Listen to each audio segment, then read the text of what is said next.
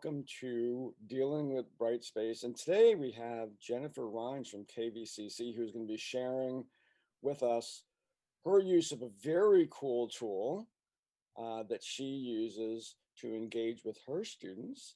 And so the focus is not really on Brightspace, and you're probably very thankful it's not on me. So here's Jennifer Rines. Take it over. Hi, everyone. Thanks for watching today. I'm the program director for the radiologic technology program here, and I finished my master's recently, and during my studies, I utilized, one of the teachers utilized a engagement tool, and I thought I would really like to use this for my classes. So I started using it this year, and it's actually been really helpful. So I'll show you what it's about.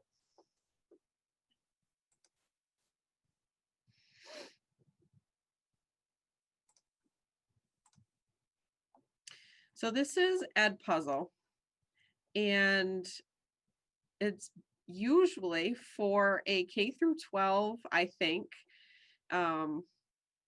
grades, but it can be utilized wherever learning needs to take place. So I've created an account, and up top you can see here, there's my classes, gradebook, and content. So what I do is I record my lectures through PowerPoint, and I upload the PowerPoint into EdPuzzle. But throughout my PowerPoint, I embed questions throughout. So I'm keeping students engaged, and it allows students to answer the questions with the content they've just heard. They're able to review the video as they've just watched as many times as they want. But the really cool thing about this is that they can't skip over the video, and they can, once they finish everything, I know that they've watched the video because they can't skip through, and they're answering questions.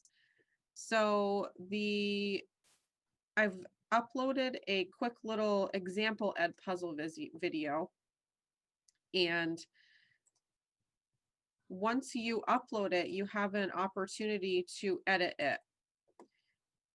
And there's options to even edit your video more, cut it, voice over from even more. So the questions, my video is here, and I utilize Screencast-O-Matic, and I make sure that I have my closed captioning down there. So I fast forward to where I have a question. So this is my example PowerPoint. So up top here, the questions, I've selected the multiple choice question here, and I know there's no options right here. Usually if it's a multiple choice, I would put options there too. But you type in your question, your options here, you have an option to add more choices, and you can actually select more than one option that's correct. And then you push save and continue. Put those questions into the application, and then you fast forward to your next question on your next slide, and select the open-end question one, and do your save again. So now that I'm done editing my embedded questions, it is here, and you have to actually assign it to a class. So that's how you would either add a new class or assign it. So I'd check off one of these. I'm gonna create a new class.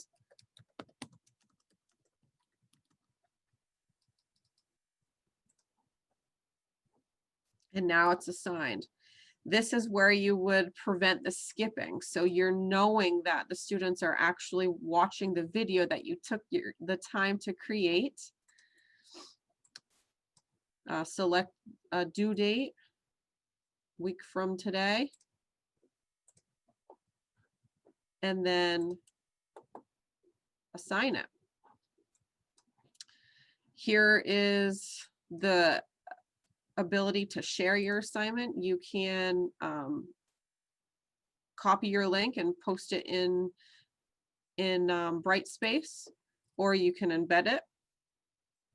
I actually create a new assignment, and I copy my link there, and I ask the students to type in to the text box their grade, and then I confirm their grade. I come into EdPuzzle. So where you can actually see the students' grades once they've completed an assignment, can see that students have completed two students have completed an assignment so far, or actually 3. So it would actually show you their grade, and it's all blurry right now for you because it's actually student names. But this is a way for I know that students are being engaged in the content, and they're actually watching the videos that I create. And it's different for them. It's very easy to use, and I've had really great success and good feedback from my students with it as well. Cool. Well, that's it. So let me I have a few questions about that. So that was incredible. For one, it's sort of like when you're in class, you're kind of going along, and you might come to a point in your presentation and you ask a question. Mm-hmm. And people can answer that question, and you don't keep going until someone answers the question. You know, it's very kind of replicates that experience within the classroom. Right. And so I think that's really cool. And I saw when you were doing the timeline, there was a little spot that occurred every time there was a little interaction, you know, like shows it on the timeline. Yep. So you know where those are. So that was really great. And so some questions about the software. Does this cost any money to be, so it's a totally free software. Yes. You haven't seen any limitations related to there is a, I think that I mean, I've utilized this quite a few times, and there is, for the free version, there is a certain amount of storage that is available for the free version. I'm able to refer teachers too.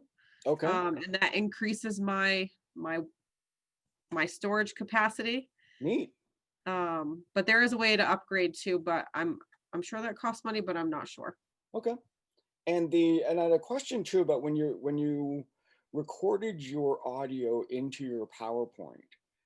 Now, first off, you've created your PowerPoint and you placed the questions in the actual PowerPoint slides. Yes. And you're going to be bringing the timeline to that and then replicating that within EdPuzzle. Yes. You know, so that it becomes an interaction. Correct. Yeah, and then you've recorded obviously you don't have to record your narration, your voiceover. You can do that in EdPuzzle.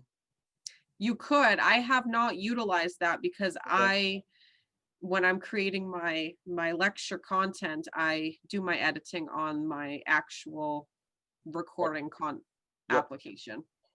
Now, when you record your narration, you said you used a program for that?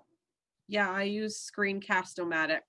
Okay, so Screencast-O-Matic it exports as a movie of some type, or MP4, and that's what you send there. Correct. So you can't send a PowerPoint file. No, it's my voiceover, but my screen of my PowerPoint, my lecture. Yeah. Yeah. So let's say people didn't have Screencast-O-Matic.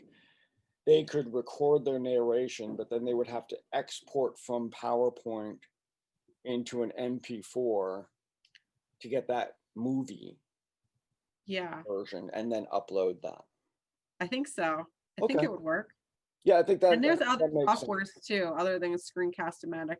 Yep, Screencast-O-Matic allows you to do like the subtitles and the stuff like that, and it's a little bit more powerful in terms of editing editing Mhm. features. Yeah. So I think this is a really neat tool, free, until we run out of space. Mhm. So people can explore that. And I know that sometimes people start using a tool so much, they find it useful to pay whatever it is Mhm. to use that software. It just becomes a really cool tool. And I think what I'm most intrigued about is how this replicates that natural sort of interaction, the didactic that occurs in our classrooms that is so hard to replicate, where we go along and then we come to a point in the question.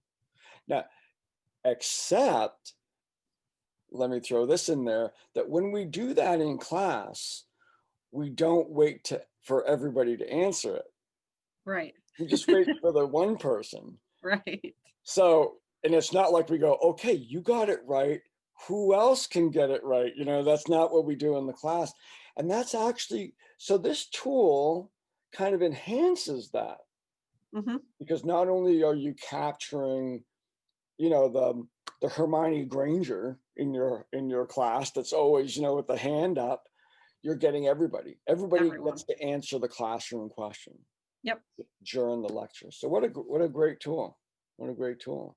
Mhm. So thank you for coming with us. Sure. We refer to this as in the plural here. Thanks for reaching out and sharing this great tool with us. Yep. And so people can just Google EdPuzzle EdPuzzle. Mhm. and go check it out.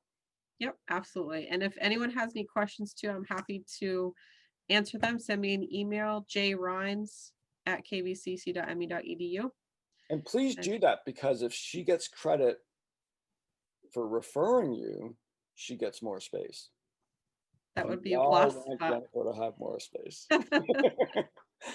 Okay, thank you again. And I want to send out to all of you who might be watching this, if you have any special tools that you would like to share with with your colleagues that have excited you, that have created some neat interactions, please get in touch with me, mkavanaugh@kvcc.me.edu, and we'll make you a YouTube star right here.